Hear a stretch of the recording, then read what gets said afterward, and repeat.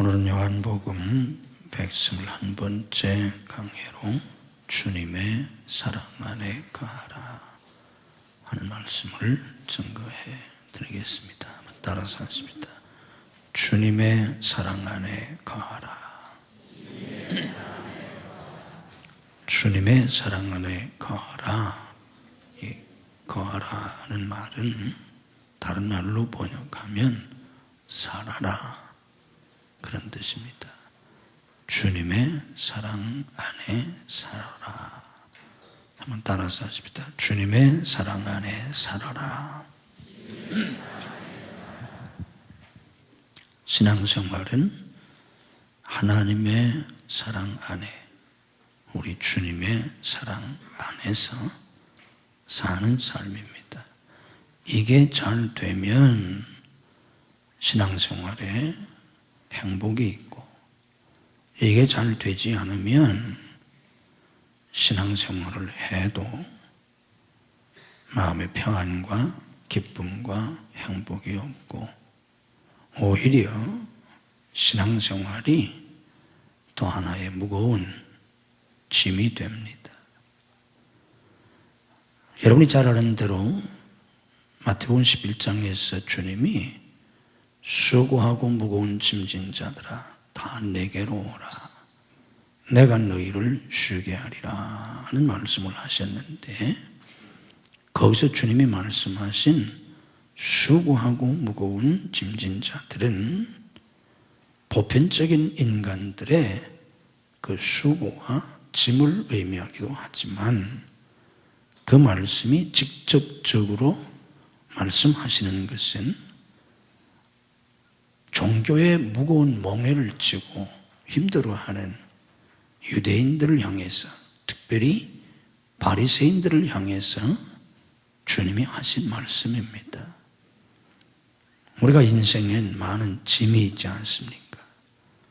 공부하는 아이들은 20여 년 동안 적어도 공부해야 하는, 어린이집 유치원에서부터 대학원까지 한 20여 년 동안 이른 아침부터 밤늦게까지 공부해야 하는 무거운 공부의 짐이 있지 않습니까?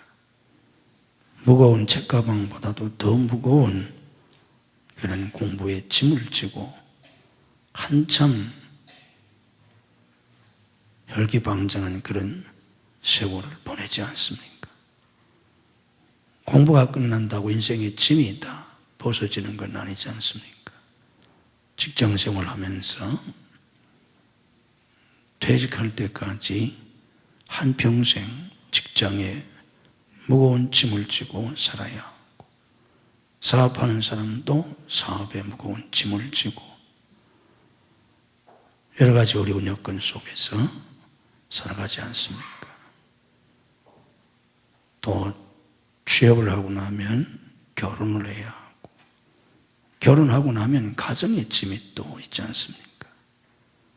어떻게 보면 직장이나 사업, 그리고 공부보다도 훨씬 더 무거운 그런 가정의 짐을 지고, 가장으로서, 남편으로서, 혹은 아내로서, 주부로서, 부모로서, 자식으로서 살아가지 않습니까?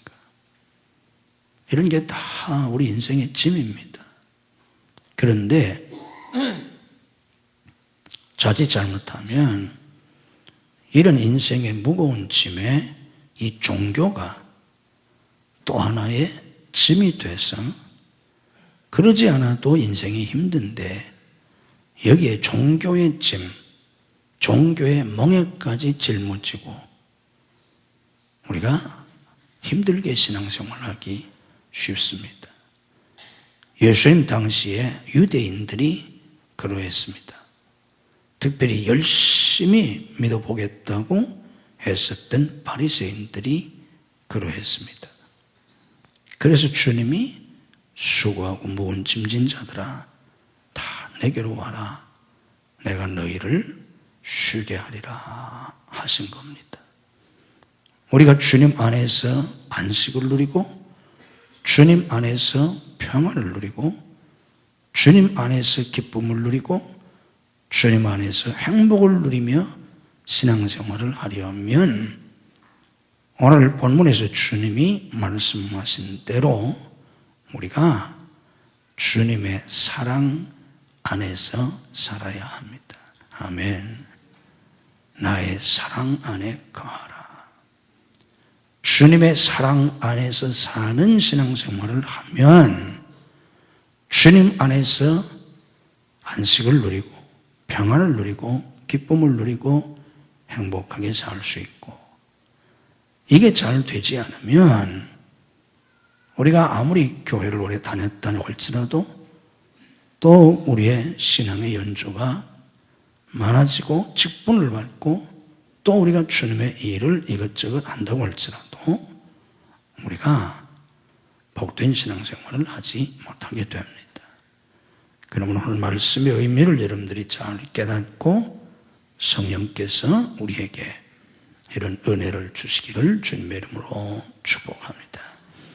여기 우리 주님께서 나의 사랑 안에 거하라, 주님의 사랑 안에서 살라 하는 말씀은 아버지께서 나를 사랑하신 것 같이 나도 너희를 사랑하였으니, 다시 말하면 하나님의 그 사랑으로 내가 너희를 사랑하였으니 이 사랑 안에서 살아라, 이 사랑을 믿고 살라, 그런 뜻입니다. 그러므로 여기서 우리가 깨달아야 할 것은 아버지께서 나를 사랑하신 것 같이 나도 너희를 사랑하였으니, 곧 아버지 하나님의 사랑으로 내가 너희를 사랑하였다고 하셨으니까 하나님의 사랑이 무엇인지를 우리가 깨달아야 합니다. 하나님의 사랑은 완전하신 사랑입니다. 인간의 사랑은 불완전합니다. 어떤 사람의 사랑도 완전할 수 없어요.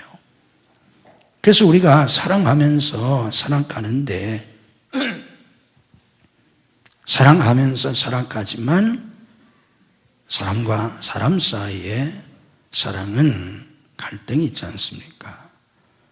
우리가 부부 생활을 해도 서로가 정말 사랑을 해서 혹은 연애를 해서 그렇게 해서 부부가 되고 우리가 산다고 할지라도 갈등이 있잖아요. 상처가 있지 않습니까? 아픔이 있지 않습니까? 다툼이 있지 않습니까? 이게 꼭 우리가 사랑하지 않기 때문이 아닙니다. 분명히 부부들이 서로 사랑하는데 사랑하지 않는 게 아니에요. 사랑해요. 그런데 갈등이 있어요. 다툼이 있어요. 상처가 있고 아픔이 있습니다. 부모가 분명히 자식을 사랑하지만 또 자식도 부모를 사랑해요. 그런데 거기에 갈등이 있고 상처가 있고 아픔이 있어요.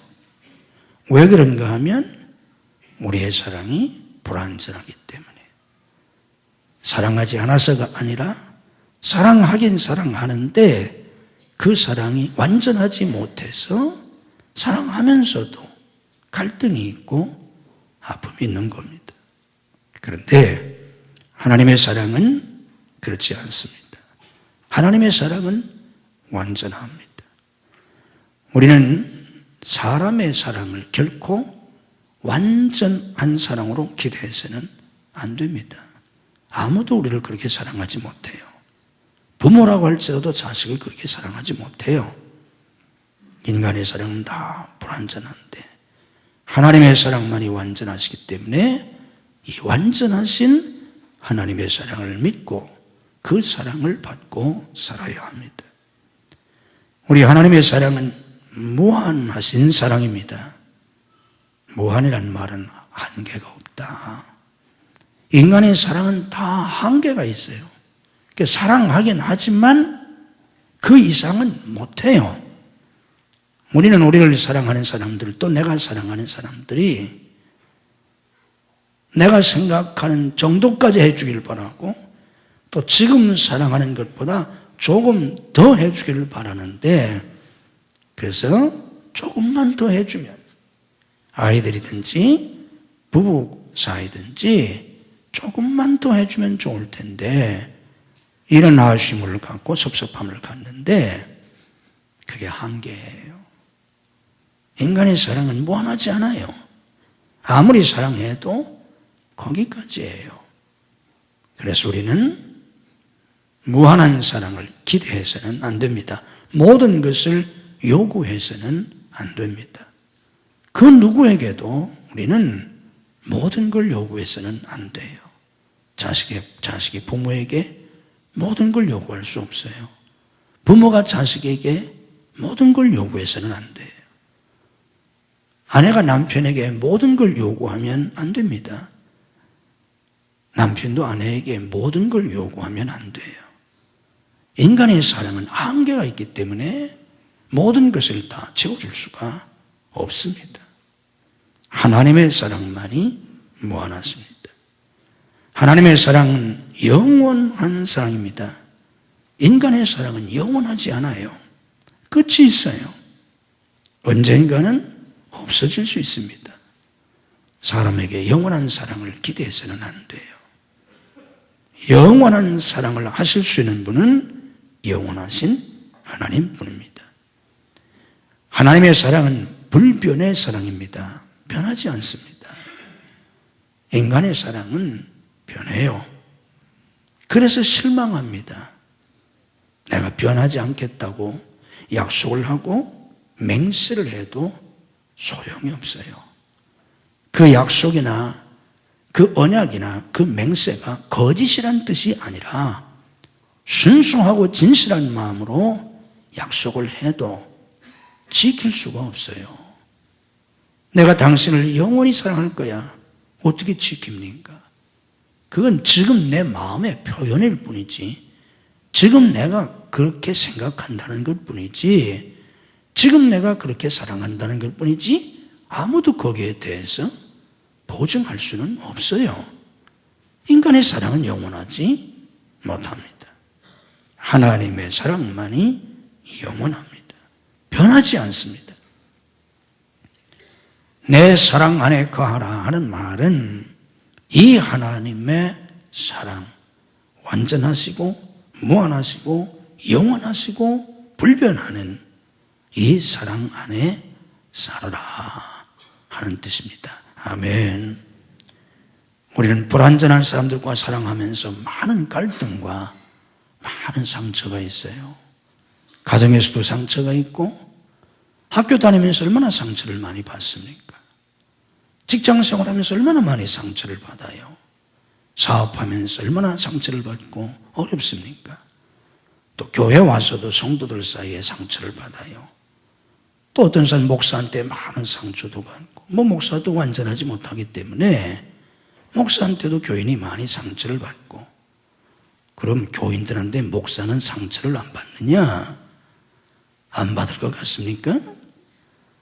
상처 안 준 사람이 하나도 없다고 할 정도로, 그 교인이 많으면 많을수록 목사는 그 많은 사람들한테 다 상처를 받게 돼 있어요. 인간이니까. 이게 인간이에요.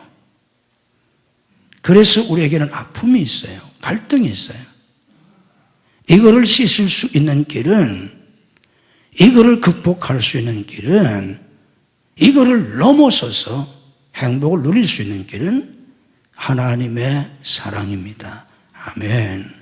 하나님의 사랑 안에서, 완전한 그 하나님의 사랑, 무한하신 그 하나님의 사랑, 그 사랑 안에서 우리는 기쁨과 행복을 누리며 신앙생활을 하셔야 합니다. 아멘.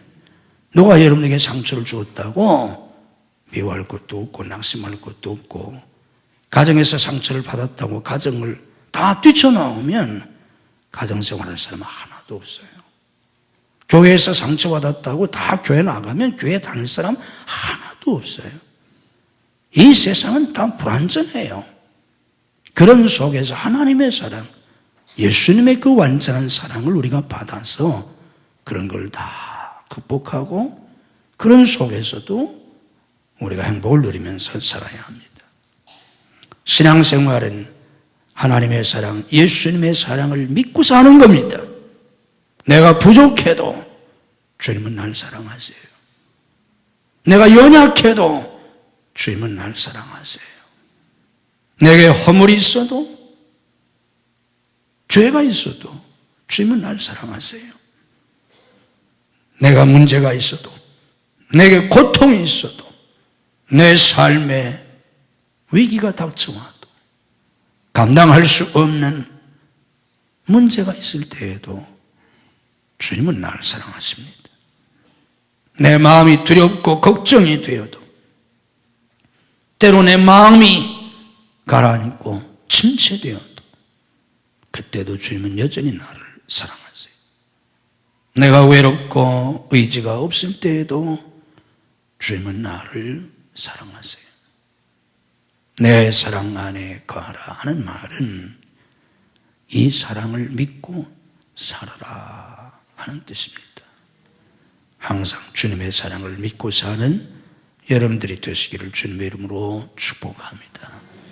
당신이 어떤 형편 속에 있든지 주님은 날 사랑하신다. 믿음으로 고백합시다. 주님은 날 사랑하신다. 주님은 지금도 날 사랑하신다. 주님은 여전히 날 사랑하신다. 주님은 날 영원히 사랑하신다. 아멘. 그 사랑 안에서 살라는 거예요. 그걸 믿고 살라는 거예요. 아멘. 이게 신앙생활입니다. 신앙생활은 이 하나님의 사랑을 깨닫고, 이 하나님의 사랑을 믿고, 이 하나님의 사랑을 받으며 이 하나님의 사랑 안에서 사는 겁니다. 내 사랑 안에 거하라 하는 주님의 말씀의 또 하나의 중요한 의미는 주님과 사랑의 관계 안에서 살아라, 그런 뜻입니다. 이 부분이 아주 중요합니다. 앞에서 제가 말씀드린 건 주님의 사랑을 깨닫고 그 사랑을 믿고 살아라, 그런 의미인데, 두 번째 또 하나 이 말씀이 담고 있는 중요한 의미는 주님과 사랑의 관계 안에서 살라, 그런 뜻이에요. 한번 따라해 보세요. 주님과 사랑의 관계 안에서 살라. 이게 무슨 말씀인가 하면, 하나님이 우리를 그렇게 완전하신 무한하신 사랑으로 사랑하시잖아요. 예수님이 우리를 사랑하시잖아요.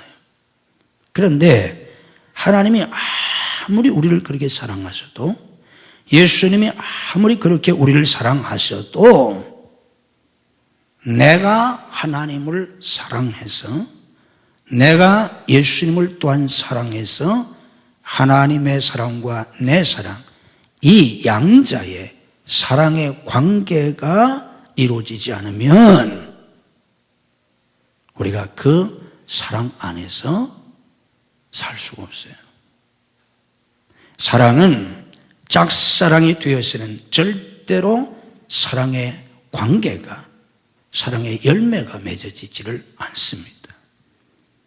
어떤 총각이든 저녁은 누가 누구를 마음에 흠모하고 연모하고 사랑한다고 할지라도 혼자 사랑해서는 사랑의 관계가 맺어지질 않아요. 사랑의 열매가 이루어지지를 않아요. 서로 사랑해야 합니다. 하나님은 아무리 우리를 사랑하셔도 내가 하나님을 사랑하지 않으면 사랑의 관계가 형성되지 않아요. 사랑 안에서 살지를 못해요. 이게 잘 안 되기 때문에 우리가 그 하나님의 풍성한 사랑을 누리지 못하는 겁니다. 주님이 나를 사랑하신 같이 나도 주님을 사랑하며 주님과 사랑의 관계 속에서 살아야 합니다. 그러려면 두 가지가 필요합니다. 하나는 주님의 사랑을 깊이 깨닫고 주님을 사랑해야 합니다. 주님의 사랑을 깊이 깨달아야 돼요. 그 주님의 사랑의 대표적인 내용이 뭐냐고 하면 성육신과 십자가예요. 여러분들이 이 성육신과 십자가를 늘 묵상해야 합니다. 성육신이 뭡니까? 하나님이신 예수님, 하나님의 본체이신 예수님, 본질적으로 하나님이신 예수님이 인간의 몸을 입으시고 사람이 되셔서 이 세상에 나를 구원하시려고 오셨습니다. 이걸 성육신이라고 그래요. 하나님이 인간이 되셨어요. 말씀이 육신이 되셨어요. 나를 구원하시려고. 나를 구원하시기 위해서 친히 인간이 되신 예수님의 이 사랑을 깊이 깨달아야 합니다. 또 십자가의 사랑입니다. 나를 구원하시기 위해서 내 죄값을 대신 짊어지고 내가 죽어야 하는데 예수님이 대신 죽어주신, 내가 고난을 당하고 내가 수치를 당하고 내가 멸시와 천대를 당하고 내가 지옥 가야 하는데 내 죄값을 대신 짊어지고 십자가에서 죽어주신 예수님의 이 사랑, 이걸 깊이 깨달아야 돼요. 신앙이 성장한다는 건 이 주님의 사랑을 깨닫는 거예요. 이 주님의 사랑을 깨닫지 못하면 교회 아무리 다녀도 소용이 없어요. 성경을 알아도 소용이 없어요. 성경을 아는 게 무슨 소용이 있어요? 교회 오래 다니면 뭐 하겠어요? 직분을 받으면 뭐 하겠어요? 심지어는 교회를 열심히 하는 것도 의미가 없어요. 이 하나님의 사랑을 깊이 깨달아야 합니다. 이 주님의 사랑을 더 깊이 깨달아가는 거예요. 우리 주님께서는 우리가 주님을 위해서 뭐 대단한 일을 하는 거 별로 관심 없으세요. 또 우리가 뭐 주님을 위해서 일해봐야 사실 별로 할 것도 없고, 엄밀하게 따지면 우리는 아무것도 할 수가 없어요. 다 주님이 하시는 거예요. 하나님이 하신 일 가운데 가장 위대하신 일이 천지를 창조하신 일이에요. 그리고 미래의 새하늘과 새 땅을 만드시는 일이에요. 그리고 십자가로 인류를 구원하신 일이에요. 그런데 이 세 가지 일의 공통점이 뭐냐면 한 사람도 도와주는 사람이 없다는 거예요. 천지 창조할 때 한 사람도 도와준 사람 없어요. 새하늘과 새 땅을 하나님이 만드시는데 한 사람도 도와준 사람이 없어요.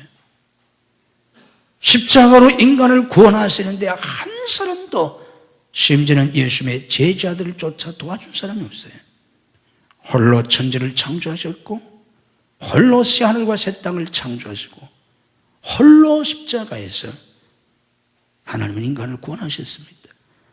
그런데 우리가 뭘 하겠다는 거예요? 하기는 주님은 우리가 무엇을 하는 것을 원치 아니하시고 우리가 마음을 다해서 주님을 사랑하는 걸 원하십니다. 아멘. 주님의 사랑을 깊이 깨닫고 주님을 사랑해야 돼요. 주님을 사랑하는 마음이 없이 주님의 일을 하면 심리도 못 가서 병난다는 말처럼 얼마 못 가서 갈등이 생기고 상처를 받고 스스로 좌절하고 무너져요. 내가 왜 신앙생활을 열심히 하는 것 같은데 주일도 빠지지 않고 11조도 하고 목교에서 봉사도 하고, 근데 왜 내가 영적으로 힘이 없지? 왜 내게 신앙의 기쁨이 없지? 왜 내 마음이 자꾸만 다운되지? 이유가 뭐겠어요? 하나님의 사랑을 깊이 깨닫고 느껴야 되는데 그러지 못해서 그래요. 주님의 사랑을 깊이 느껴야 하는데, 그래서 그 사랑에 감격해서 내가 찬송 하나를 불러도 기도 한마디를 해도 내가 주님을 위해서 아주 작은 일을 해도 주님을 사랑하는 그 깊은 사랑 속에서 해야 하는데 그게 되지 않기 때문에 우리가 신앙생활을 메마르게 해야 하는 겁니다. 하나님이 아무리 우리를 사랑하셔도 그 사랑을 우리가 깊이 깨닫고 우리가 주님을 사랑하지 않으면 사랑의 관계가 형성되지를 않습니다. 성경에 보면 호세아서가 있는데 이 호세아서는 하나님의 선지자 호세아와 음란한 아내였던 고멜의 이야기를 통해서 하나님을 떠나고 있는 마음으로 하나님을 사랑하지 못하는 이스라엘을 교훈하시는 겁니다. 위대한 선지자였던 호세아는 그의 아내 고멜을 사랑합니다. 그러나 이 아내는 남편을 사랑하지 않습니다. 음행에 빠져서 집을 나가고 다른 남자를 사랑하고, 그러면 호세아가 가서 돈을 주고 값을 주고 또 데려옵니다. 그 아내는 또 나가서 또 같은 짓을 합니다. 또 돈을 주고 가서 싸웁니다. 이게 호세아서예요. 하나님을 끊임없이 떠나는 이스라엘을 보여주시는 겁니다. 하나님이 아무리 우리를 사랑하셔도 우리가 하나님을 사랑해서 사랑의 관계가 형성되지 않으면 사랑 안에 살지를 못합니다. 신약성경 누가복음 15장에 나와 있는 탕자의 이야기 마찬가지입니다. 아버지는 아들들을 사랑했습니다. 그러나 그 아들들은 아버지의 사랑을 깨닫지 못하고 마음으로 아버지를 사랑하지 못했습니다. 드디어 작은 아들은 아버지가 돌아가시기 전에 유산을 받아가지고 먼 나라로 가서 삽니다. 결국 화랑방탕하여 모든 재산을 다 잃어버리고 죽게 생겼으니까 집으로 돌아옵니다. 자기가 한 짓이 있기 때문에 아버지의 아들의 일컬음을 받을 자격이 없고 품꾼의 하나로 써달라고 죽지 못해서 돌아옵니다. 그때 아버지가 그를 사랑으로 맞아주고 아들로 극진하게 대우해 줍니다. 그 이후의 이야기는 생략이 되어 있지만 이때 이 아들은 비로소 아버지의 사랑을 깨닫게 되고 아버지를 사랑하게 됩니다. 그래서 그는 아버지와 사랑으로 연합되어서 복된 삶을 살게 된 겁니다. 우리도 마찬가지입니다. 하나님의 사랑을 깨닫고 내가 하나님을 사랑해서 사랑의 관계가 맺어져야 주님의 사랑 안에서 사는 겁니다. 우리가 주님과 사랑의 관계가 맺어지려면 주님의 계명을 지켜야 합니다. 10절 말씀 보면 내가 아버지의 계명을 지켜 그의 사랑 안에 거하는 것 같이 너희도 내 계명을 지키면 내 사랑 안에 거하리라 하셨습니다. 우리가 어떻게 해야 주님의 사랑 안에 거할 수 있나?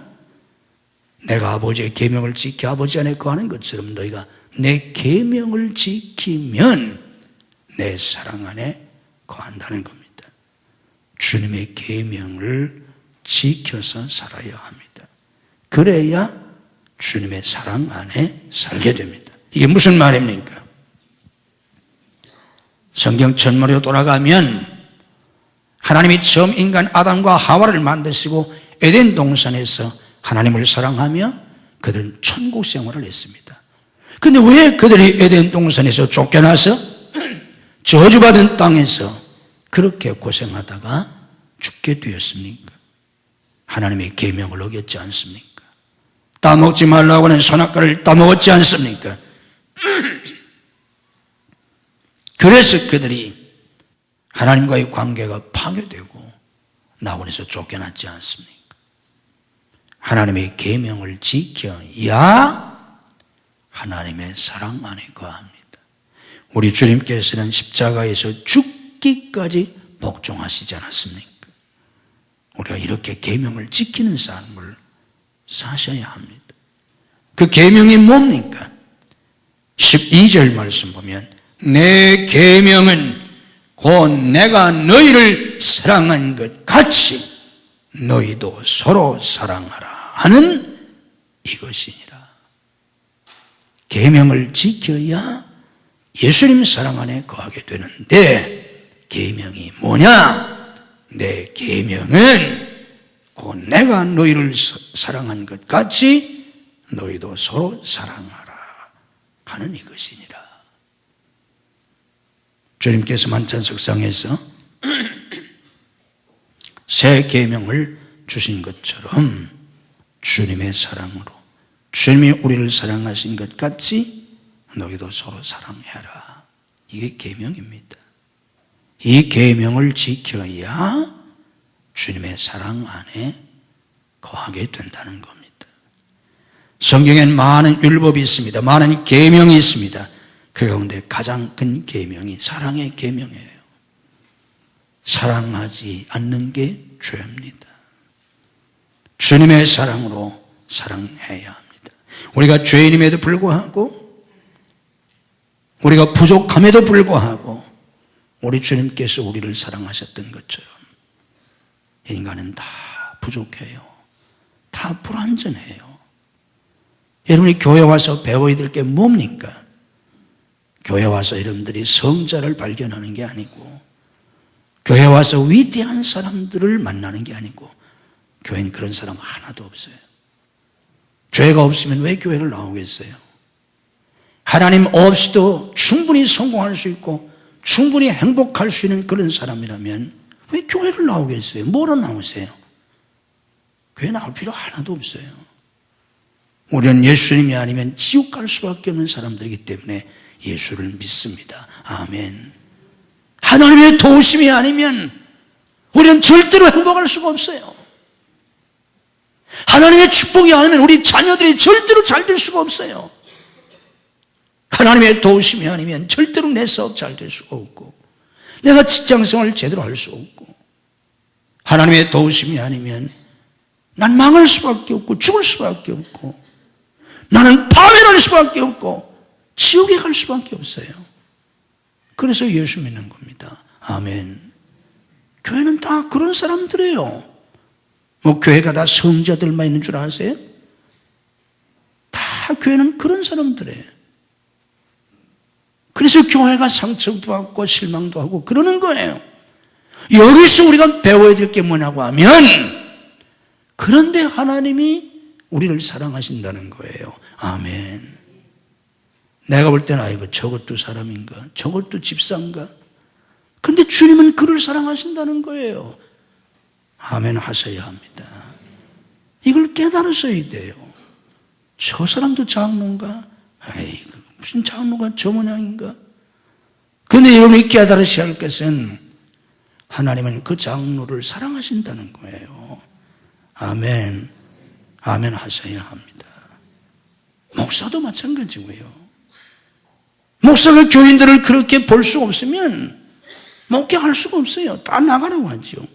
뭐 이런 것들이 있느냐고. 교회는 다 그런 거예요. 여기서 우리가 배워야 될 게, 하나님은 그럼에도 불구하고 우리를 사랑하신다. 그러므로 나도 사랑해야 하는 겁니다. 아멘. 내 남편이 부족할지라도 하나님은 내 남편을 사랑하세요. 내 아내가 부족할지라도 하나님은 내 아내를 사랑하세요. 내 자식이 부족할지라도 하나님은 자식을 사랑하세요. 내 부모가 부족할지라도 하나님은 내 부모를 사랑하세요. 교회 와서 이걸 배워야 돼요. 그리고 그들을 사랑해야 합니다. 아멘. 주님의 사랑으로 사랑해야 합니다. 우리가 깨달아야 될 중요한 게 있습니다. 우리가 사랑 안에 사는 비결은 사랑하는 것입니다. 내가 사랑 안에 살려면 사랑해야 돼요. 사랑은 내가 사랑함으로 사랑 안에 사는 겁니다. 잘 이해를 하실 수 있기를 바랍니다. 따라해 보세요. 사랑함으로 사랑 안에 살게 된다. 내가 사랑함으로 사랑 안에 살게 되는 것이지, 내가 사랑하지 아니하고 내가 사랑 안에 살지 못해요. 어떤 사람은 그래요. 왜 사람들이 나를 사랑하지 않나? 아무도 나를 사랑하지 않는다고. 가정에서도 아무도 나를 사랑하지 아니하고, 직장에서도 나를 아무도 사랑하지 않고, 교회 와도 아무도 나를 사랑하지 않는다고. 어떤 사람은 교회 와도 본 척도 안 한다.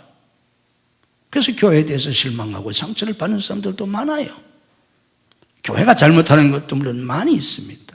고쳐야 될 게 많이 있어요.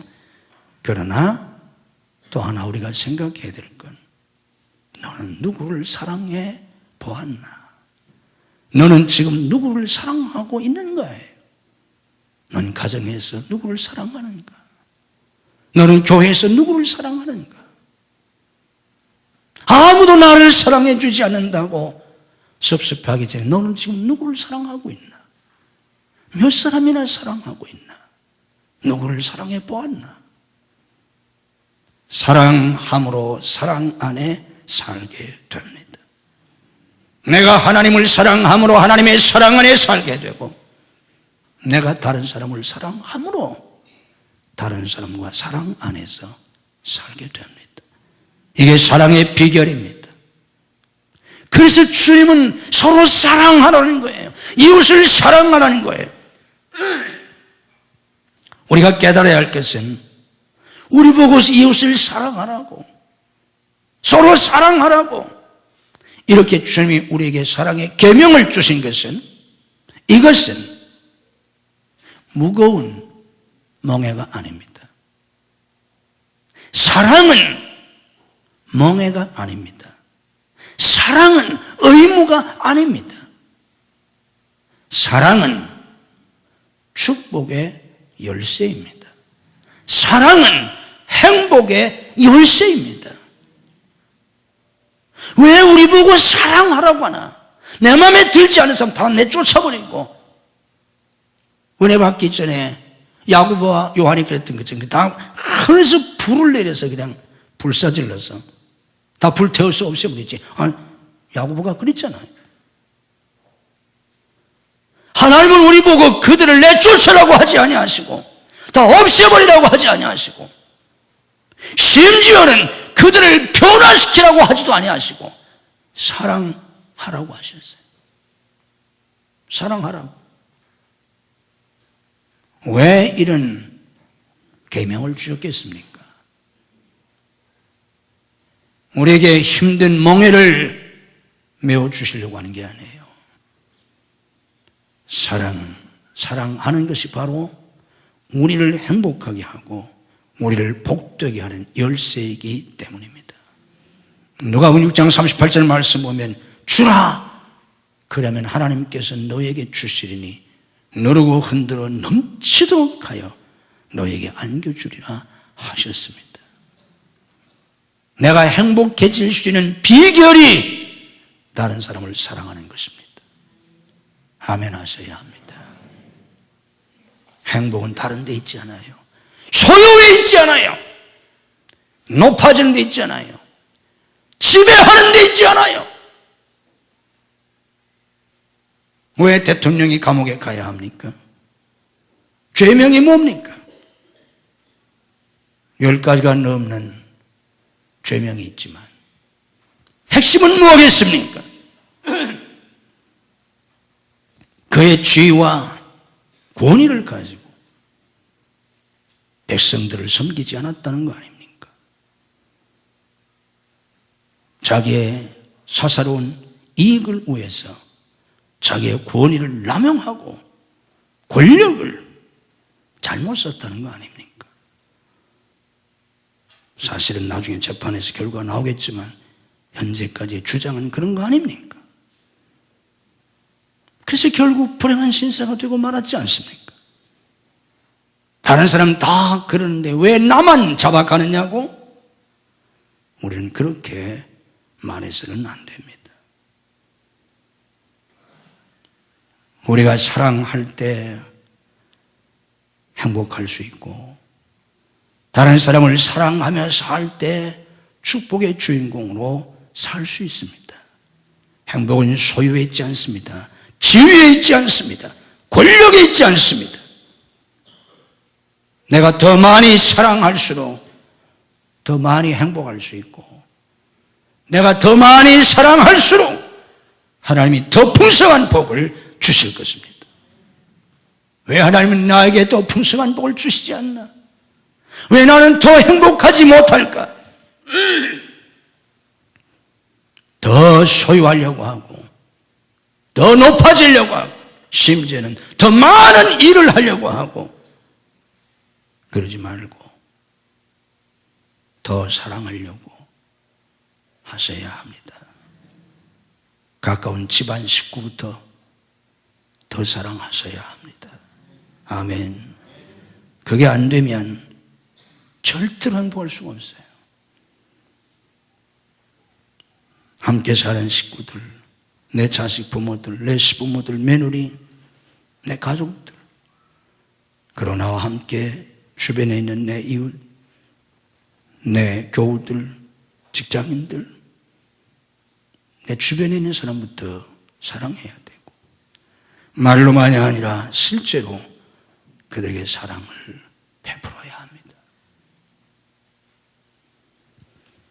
지난번에 저희가 차례 때 소개해드린 팀하스 회장인 하용록 회장이 쓴 P31, 잠언 30일 그 책에 보면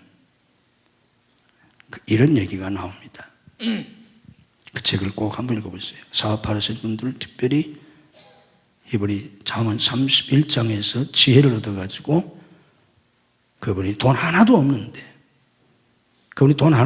차고에서 사무실 얻을 돈도 없어서 차고에서 사업을 시작한 분이에요. 이 차 넣는 차고에서 돈이 하나도 없었어.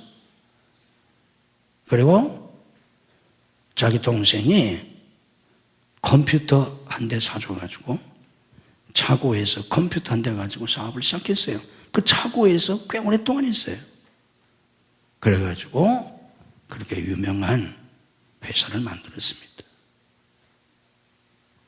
그 책에 이런 내용이 나와요. 자기 아이들이 고등학교 다닐 때 두 아이에게 이렇게 물었다고 합니다. 내일 시험이 있는데 오늘 열심히 공부를 하면 A학점을 맞을 수 있고 오늘 공부하지 않으면 C학점을 맞을 가능성이 높은데 친구한테서 전화가 왔다. 부모님이 부부싸움을 해서 아버지는 이혼을 하겠다고 나가버리고 어머니는 상처를 받아 집을 나갔다. 집에 혼자 남은 친구가 서럽게 울면서 너한테 전화했다. 그럴 때 너는 어떻게 할래? 고등학교에 다니는 두 딸에게 질문을 했다고 합니다. 여러분 같으면 여러분이 학생이라면 뭐라고 대답을 하겠습니까? 또 여러분이 부모로서 어떤 대답을 기대하십니까? 내일이 시험인데 오늘 열심히 공부하면 A학점을 맞을 수 있고 오늘 공부하지 않으면 C학점밖에 맞지 못하는데 친구가 그런 형편이 있을 때 여러분 같으면 어떻게 하겠고 여러분은 부모로서 자녀에게 뭐라고 하시겠습니까? 이렇게 질문을 했더니 큰아이가 가서 위로해 줘야 한다고 대답을 했다고 합니다. 둘째는 공부를 해야 한다고 대답을 했다고 합니다. 여러분 같으면 뭐라고 권면을 하겠습니까? 사람마다 생각이 다르지만 아마 제가 볼 때 여러분들은 오늘 열심히 공부해서 내일 시험 치르고 시험 끝나고 갔다 와라. 아마 그럴 사람들이 많으리라고 생각합니다. 이때 하영록 회장은 아이들에게 이렇게 가르쳤다고 합니다. 그런 경우가 생길 때는 꼭 희생을 해라. C학점을 받아도 괜찮다. 왜냐하면 한두 번 시험 잘못 봤다고 인생이 잘못되지는 않는다. 그리고 우리는 하나님을 믿는 사람이기 때문에 친구를 위해서 자기 자신을 희생할 수 있어야 한다. 하나님이 그것을 매우 귀하게 보실 거야. 또 그 친구를 위해서 시간을 희생하는 것은 단순한 희생이 아니다. 그 친구가 나중에 어려움을 극복하고 너보다 더 성공한다면 훗날에 너에게 큰 도움이 될 수도 있단다. 그렇게 사람은 서로 돕고 사는 거야. 정말 필요한 사람은 공부 잘하고 실력 있는 사람이 아니라 자기가 좋아하고 믿는 사람이야. 이렇게 자식을 가르쳤다고 합니다. 여러분 그렇게 하실 수 있겠습니까? 그분이 심장 이식 수술을 하기 위해서 병원에 입원해 있는 동안 성경을 읽고 그 성경 속에서 어떻게 살아야 할 진리를 깨달았는데, 그리고 어떻게 사업해야 될지를 깨달았는데, 그것을 깨닫고 그가 사업 철학으로, 사업 목표로 세운 내용이 뭐냐면, 우리는 어려운 사람을 돕기 위해서 존재한다 하는 겁니다. 우리는 어려운 사람을 돕기 위해서 존재한다. 이게 그분이 깨닫고 세운 사업 철학입니다. 그 바탕 위에서 그는 사업을 시작했고 사업을 성경적으로 해서 그런 성공을 거두었습니다. 우리 주님께서 나의 사랑 안에 거하라 하는 말씀은 우리의 영원한 행복을 위해서 주님이 하시는 말씀입니다. 이렇게 사실 수 있는 여러분들이 되시기를 주님의 이름으로 축복합니다. 주님의 사랑 안에 거하라고 말씀하시는 주님, 우리를 사랑하시는 주님의 사랑을 저희들이 깊이 깨닫기를 원합니다. 인간의 사랑은 결코 완전할 수도 무한할 수도 없기에 우리는 사람과 사람 사이에서 사랑을 하면서도 갈등이 있고 아픔이 있고 상처가 있고 우리 속에는 다툼이 있습니다. 그러나 하나님의 사랑은 완전하시고 영원하시고 무한하시고 불변하시기에 우리가 이 하나님의 사랑 안에서 살 때, 우리가 이 하나님의 사랑을 깊이 깨닫고 하나님을 사랑하며 살 때, 하나님과 우리 사이의 사랑의 관계가 형성될 때 우리는 그 사랑 안에서 참된 평안과 기쁨과 행복을 누릴 수 있나이다. 성령께서 우리 주님의 그 무한하신 놀라운 사랑을 깊이 깨닫게 하시고 그 사랑을 우리 마음속에 부어주셔서 우리가 또한 주님을 사랑하게 하옵소서. 이 사랑을 가지고 우리의 가족, 우리의 이웃, 가까운 사람부터 이 사랑을 가지고 사랑할 수 있게 하시옵소서. 내가 다른 사람을 사랑함으로 내가 행복할 수 있고 내가 더 큰 축복을 누릴 수 있다는 것을 깨닫게 하시옵소서. 오 하나님, 성령께서 이 사랑을 우리 심령 속에 부어주시옵소서. 상처받은 영혼, 아파하는 심령들, 갈등 속에 있는 심령들을 긍휼히 여기셔서 오늘 주님께서 성령으로 가르쳐 주시고 깨우쳐 주시고 만져 주시옵소서. 믿음으로 가슴에 손을 얹습니다. 우리의 마음을 주님이 만져 주시옵소서. 주님의 사랑 안에서 우리의 모든 상처가 씻어지게 하시고 우리의 영혼 속에 새 힘이 솟게 하시옵소서. 주님이 주시는 평안과 기쁨과 행복과 감사가, 찬양이 우리 속에 충만해지게 하시옵소서. 머리머리 안수하시고 오늘도 성령의 깨닫게 하심과 성령의 능력으로 기름 부으심이 저희 모두에게 충만하게 하시옵소서. 믿음으로 아픈 곳에 손을 얹습니다. 주님의 능력으로 오늘 또 우리를 치유하시고 건강을 회복시켜 주시옵소서. 내가 나사렛 예수 그리스도의 이름으로 명하노니 우리를 괴롭히는 모든 병만은 다 물러갈지어다. 예수님의 이름으로 치유될지어다. 예수님의 이름으로 강건할지어다. 역사해 주옵소서. 가정가정 속히 인가도 시켜주셔서 온 가족들이 주님을 잘 섬기게 하시고 복받고 쓰임받는 가정들이 되게 하옵소서. 가정을 방해하는 모든 사탄의 세력을 물리쳐 주옵소서. 내가 나사렛 예수 그리스도 이름으로 명하노니 우리와 우리 자녀들의 가정을 파괴하려고 하는 모든 사탄의 세력은 성령의 결박을 받고 다 물러갈지어다. 우리 자녀들을 축복해 주옵소서. 우리 자녀에게 믿음을 부어 주옵소서. 하늘의 지혜와 영감을 주시옵소서. 하나님의 거룩한 꿈과 환상을 주시고 우리 자녀에게 영육간의 강건함을 주시고 우리 자녀들에게 열정을 주옵소서. 복된 사람들을 붙여 주시옵소서. 환경을 열어 주시옵소서. 신학의 문을 열어 주옵소서. 유학의 문을 열어 주옵소서. 취업의 문을 여시고 사업의 문을 열어 주시옵소서. 사역의 문을 열어 주시옵소서. 결혼의 문을 여시고 태의 문을 열어 주시옵소서. 예수님의 이름으로 열릴지어다. 성도들의 직장과 사업을 축복해 주옵소서. 붙잡아 주시옵소서. 주님의 이름으로 형통하고 창대케 되게 하시고 복음의 도구가 되게 해 주시옵소서. 직장과 사업이 선교지가 될 수 있도록 주님께서 선교의 도구로서 주시옵소서. 세계 선교에 크게 기여할 수 있는 사업들이 될 수 있도록 하나님 축복해 주시옵소서. 말씀대로 성경대로 사업할 수 있는 믿음의 사업가들이 되게 해 주시옵소서. 우리 사역에 풍성한 열매를 주시고 때마다 성령님의 임재와 역사가 충만하게 하시옵소서. 믿음으로 11조를 드립니다. 믿음으로 감사한 금, 선견금, 고지한금, 건축원금, 해외 선대인권 축원금을 드립니다.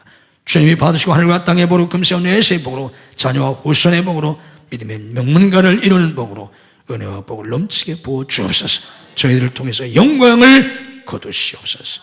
오늘 아버지 앞에 나와 예배드린 모든 성도를 축복하시고 오늘 평상에서 나지 못한 성도를 찾아가셔서 능력의 손으로 일으켜 주시옵소서. 줄타주는 성도들, 해외에 나가는 가족들, 군문에 나가는 아들들, 유학생들을 지키시고 축복해 주시옵소서. 믿음이 연약하여 주의를 송수하지 못하는 성도들에게 주의를 송수할 수 있는 믿음을 더하여 주시옵소서. 이 한 주간도 주님이 주시는 은혜와 축복이 넘치는 복된 한 주간이 되게 해 주옵소서. 예수님 이름으로 축복기도하옵나이다. 아멘.